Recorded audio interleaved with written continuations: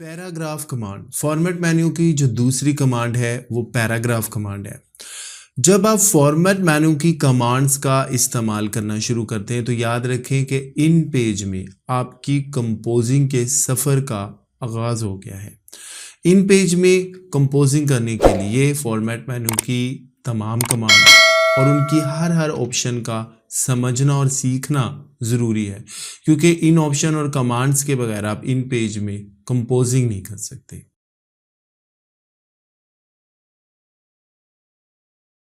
यहाँ पर आपके सामने देखें, आपको एक पूरा पैराग्राफ नज़र आ रहा है। यहाँ पर एक टाइपिंग हुई है और सेम यही अगर आप टाइपिंग यहाँ ऊपर देखें तो यहाँ पर आप ये देखें कि ये डिफरेंट पैराग्राफ्स की शक्ल में हुई है। तो पैराग्राफ कहते किसको हैं? इन पेज में पैराग्राफ क्या होता है? इन पेज में मैंने ये कुछ टाइपिंग की हुई है, या आप ये टाइपिंग देख सकते हैं, और सेम यही टाइपिंग मैंने यहाँ ऊपर भी की हुई है, लेकिन आपको इन दोनों की जो कंडीशन है उसमें फ़र्क नज़र आ रहा होगा। आप यहाँ देख रहे हैं कि यहाँ पर ये पार्ट्स की शक्ल में टाइपिंग हुई है। देखिए, इसकी एक अलग पार्ट है, ये एक अलग पार्ट है, ये एक अलग पार्ट है, ये एक अलग है, अलग अलग हिस्सों में मेरी टाइपिंग हुई है। और यहाँ पर अगर आप आ जाएं तो यहाँ पे देखें कि लफ्ज़ जायज़ा से टाइपिंग शुरू हुई है और यहाँ गी तक कंटिन्यूसली टाइपिंग हुई है। अब पैराग्राफ किसको कहते हैं? यानी जायज़ा से लेकर, वर्ड जो जायज़ा है यहाँ से लेकर गी तक मैंने एक मर्तबा भी एंटर प्रेस नहीं किया, एक मर्तबा भी एंटर प्रेस नहीं किया, कंटिन्यूसली टाइपिंग की है।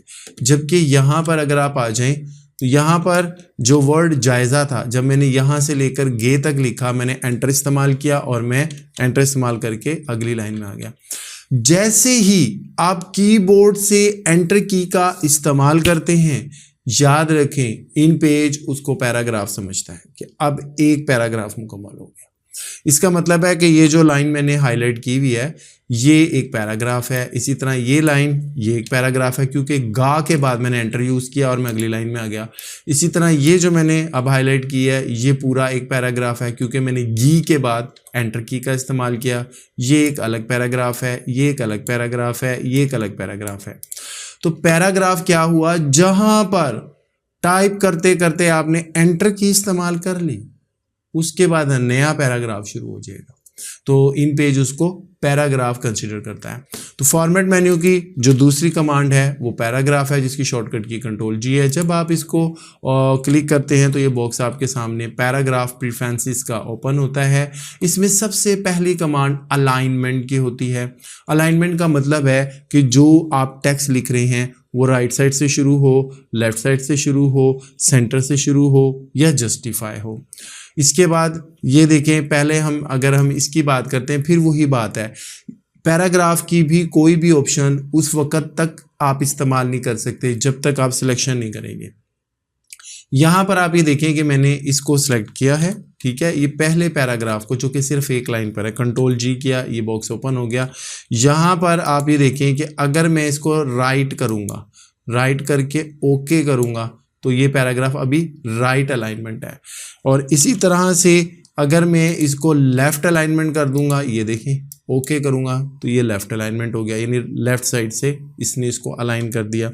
इसी तरह अगर मैं इसको सेंटर्ड कर दूंगा तो ये दरमियान में, ये सेंटर्ड अलाइन हो गया। और इसी तरह से अगर मैं इसको जस्टिफाई करूंगा तो ये देखें, ये जस्टिफाई हो जाएगा। और अगर मैं इसको फोर्स जस्टिफाई करूंगा तो फिर देखें क्या होगा, यानी उसने लाइन को पूरा करना है, चाहे उसके बीच में स्पेसिस बनानी पड़े, तो ये फोर्स जस्टिफाई हो गया। इनकी जो शॉर्टकट कीज़ होती हैं वो भी होती हैं शॉर्टकट की, जिस तरह अब ये है, अगर मैं कंट्रोल ऑल्ट और सी को प्रेस करूंगा ये सेंटर हो जाएगा, कंट्रोल ऑल्ट और आर को प्रेस करूंगा ये राइट अलाइनमेंट हो जाएगा, कंट्रोल ऑल्ट और एल को प्रेस करूंगा ये लेफ्ट अलाइनमेंट हो जाएगा, कंट्रोल ऑल्ट जे को प्रेस करूंगा ये जस्टिफाई हो जाएगा। यानी कंट्रोल ऑल्ट इकट्ठा प्रेस करना और उसके साथ डिफरेंट कीज का आप जब इस्तेमाल करेंगे तो आप अपने पैराग्राफ को अलाइन कर सकते हैं। हमने डिफरेंट तरह की अलाइनमेंट को देखा, अब सवाल ये पैदा होता है कि किस अलाइनमेंट को हमने यूज़ करना है। इसके लिए देखें, अगर हम इसको लेते हैं और कंट्रोल ऑल्ट इसको सी करूँगा तो ये पैराग्राफ सेंटर्ड हो गया। अब यहाँ से देखें, ये बराबर नहीं है, यहाँ से भी बराबर नहीं है, यानी राइट लेफ्ट बराबर नहीं है। अगर मैं इसको आर करता हूँ ये देखिए राइट साइड से तो बराबर हो गया लेकिन लेफ्ट साइड से बराबर नहीं है, और अगर एल करता हूँ लेफ्ट तो लेफ्ट साइड से बराबर हो गया, राइट साइड से बराबर नहीं है। इसलिए अगर मैं इसको जे करता हूँ, अब आप ये देखें ये राइट साइड से भी बराबर है और लेफ्ट साइड से भी बराबर है। तो इसलिए जब आपने कंपोजिंग करनी है तो कंपोजिंग के लिए करने हुए जो हम अलाइनमेंट का इस्तेमाल करते हैं, हम जस्टिफाई का इस्तेमाल करते हैं, क्योंकि जस्टिफाई में राइट और लेफ्ट दोनों साइड से आपका जो पैराग्राफ है वो बैलेंस होता है। इसमें अब आप ये देखिए कि यहाँ पर ये बिल्कुल बॉर्डर के साथ चिपके हुए टेक्स्ट आपके, ऐसा नहीं होता, क्योंकि कल को देखें जब हमने इसका पेज बॉर्डर लगाना है तो ये वर्ड सारे छुप जाएंगे। तो इस मकसद के लिए हमें क्या करना पड़ेगा, हमें इसके दरमियान को स्पेसिस देनी है, कंट्रोल जी करेंगे। यहाँ पे है बिगिनिंग यानी स्टार्ट पे, यहाँ जो तलबा लिखा है इसके स्टार्ट में कितनी है, मैं कहता हूँ जनाब तकरीबन 5 की, यहाँ पर हम ऑप्शन दे देते हैं और उसके बाद यहाँ से ओके कर देता हूँ। अभी देखें राइट साइड से इसने कुछ स्पेस बना दिया। फिर दोबारा अगर मैं आता हूँ तो मैं इसी तरीके से एंड से 5 दे देता हूँ, तो यहाँ पर आप ये देखें इसने लेफ्ट साइड से भी कुछ स्पेस बनाई है। तो जब भी आपने पैराग्राफ इन पेज में टाइप करना है तो राइट लेफ्ट से बॉर्डर से कुछ स्पेस देंगे, तकरीबन 5 mm की तो लाजमी देते हैं, बाकी डिपेंड करता है आपकी ज़रूरत पर। उसके बाद फर्स्ट लाइन होती है। याद रखिएगा कि हर पैराग्राफ की फर्स्ट लाइन थोड़ी सी ज़्यादा आगे होती है। जैसा मैं इसको 10 करूँगा, ओके कर दूंगा, तो अब ये देखिए ये शेप में आ गया। इसके बाद याद रखिएगा कि जहाँ पैराग्राफ स्टार्ट होता है, पैराग्राफ की जो पहली लाइन होगी उसका बॉर्डर से डिस्टेंस ज़्यादा होगा, जो ये शो करेगी कि यहाँ से आपका पैराग्राफ स्टार्ट होगा। उसके बाद अगर हम नीचे आ जाएं, यहाँ पे लाइन स्पेसिंग है। ये लाइन स्पेसिंग क्या होती है, यहाँ पर इसकी लाइन स्पेसिंग फर्ज करें 10 कर देता हूँ, तो फिर क्या होगा, ये देखिए लाइनों बिल्कुल एक दूसरे के साथ जुड़ गई है, लाइनों के दरमियान जो गैप था वो ख़त्म हो गया। उसके बाद अगर ये बहुत ही कम हो गया, हम इसको तकरीबन 50 करके देखते हैं, ओके ये देखें अब बहुत ज़्यादा हो गया। तो इसको अगर हम 20 कर दें, फिर देखें ये भी अभी कम है। अच्छा अगर हम इसको 30 कर दें, फिर देखें ये ज़्यादा है। अच्छा उसके बाद हम क्या करते हैं, इसको 25 कर दें, इसलिए हम ज़्यादातर ना इसको ऑटो ही रखते हैं। ये देखिए ये आप यहाँ पर भी वैल्यू चेंज कर सकते हैं। अब सवाल पैदा होता है आखिर इसकी वैल्यू कितनी होती है। इसका एक फार्मूला होता है, देखिए यहाँ पर आपका फाउंट साइज़ क्या है, फाउंट साइज़ तकरीबन 17 है, ठीक है, जो फाउंट साइज। और आमतौर पे जब आप बुक को कंपोज करते हैं, बुक कंपोज करते हुए जो फाउंट साइज होता है वो 17 ही लिया जाता है। तो उसमें आपने 6 को प्लस करेंगे तो 23 आता है। तो अगर मैं यहाँ पे देखें 23 करता हूँ ना, तो उससे ये ज़रा गैप, मुझे थोड़ा कुछ मेरे करैक्टर जो है, वर्ड जो है कट रहे हैं, इसलिए मैं थोड़ा सा इसको 1-2 पॉइंट ज़्यादा करके लूँगा। तो जितना आपका फाउंट स्टाइल होगा उसमें तकरीबन 8 के करीब प्लस करके आपने ये लाइन स्पेसिंग देनी है।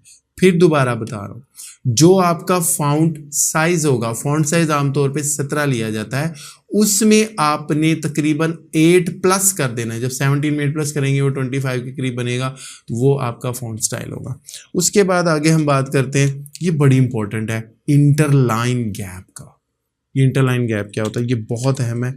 इंटरलाइन गैप आपको मैं समझाता हूँ, उसके लिए हमें यहाँ पे आना पड़ेगा। ये देखिए कि ये जो आपकी मेन हेडिंग है, ये मेन हेडिंग और फर्स्ट लाइन के दरमियान फासला कम है। अगर मैं इसको ज़्यादा करना चाहता हूँ तो यहाँ से इंटरलाइन गैप में कर देता हूँ, मतलब 5 कर देता हूँ। ये देखिए अब ये इसके दरमियान गैप ज़्यादा बन गया है बाकी की निस्बत, और ये इंटरलाइन गैप आप यहाँ पर भी दे सकते हैं।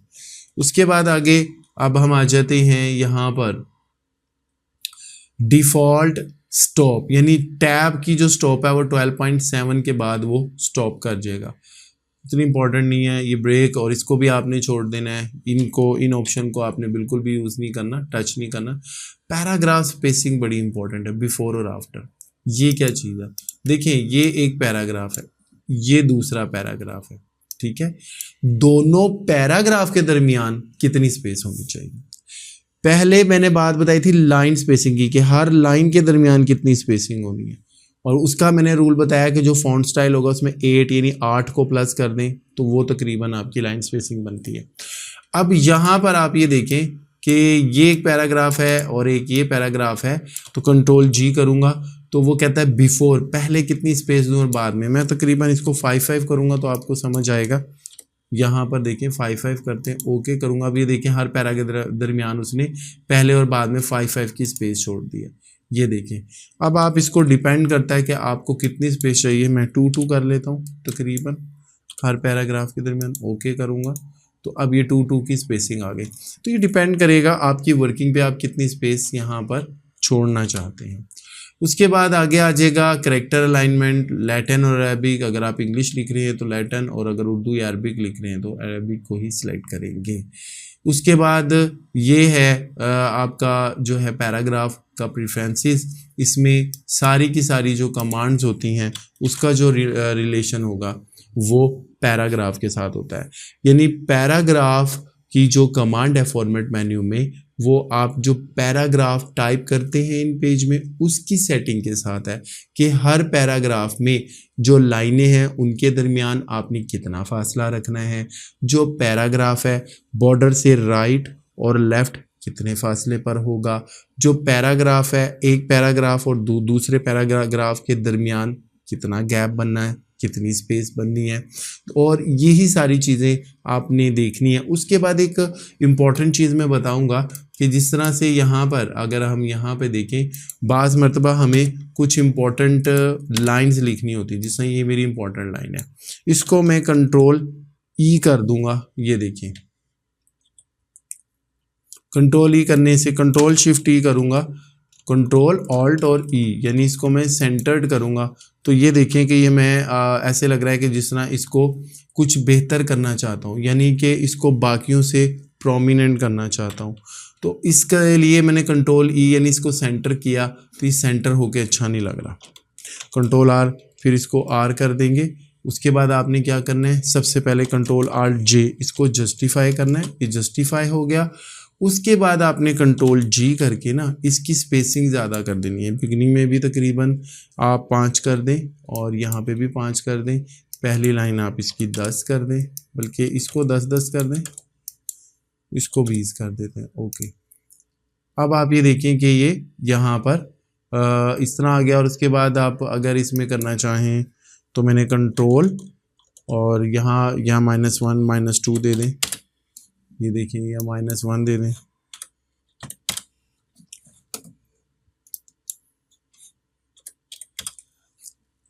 उसके बाद अगर आप इसको फोर्स जस्टिफाई कर देंगे, ये देखिए फोर्स जस्टिफाई करेंगे तो वो ज़्यादा बेहतर हो जाएगी। ये देखिए ये फोर्स जस्टिफाई हो गया यहाँ पर इस तरह से। तो ये राइट लेफ्ट आपकी स्पेसिस यहाँ पर आ गई, सेम है 10-10, और फर्स्ट लाइन है उसने 20 की है।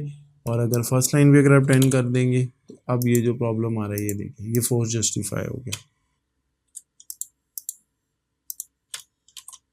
ये फॉर्मेट मेन्यू की दूसरी कमांड पैराग्राफ थी और उसकी तमाम ऑप्शन को हमने देखा। पैराग्राफ कमांड्स का ताल्लुक होता है कि जो आप टाइपिंग कर रहे हैं, कंपोजिंग कर रहे हैं इन पेज में, एक एक लाइन यानी हर लाइन के दरमियान एक लाइन का दूसरी लाइन से कितना गैप होगा, एक पैराग्राफ का दूसरे पैराग्राफ से कितना गैप होगा, और अगर आपने उसको अलाइन यानी राइट लेफ्ट और सेंटर्ड या जस्टिफाई या फोर जस्टिफाई लाइन करना है तो किस तरह से आप कर सकते हैं। शॉर्टकट कीज मैंने आपको बता दी, control alt R, control alt L, control alt J, control alt C, यानी सेंटर अलाइन करने के लिए, लेफ्ट अलाइन करने के लिए, राइट अलाइन करने के लिए ये डिफरेंट इसकी शॉर्टकट कीज थी।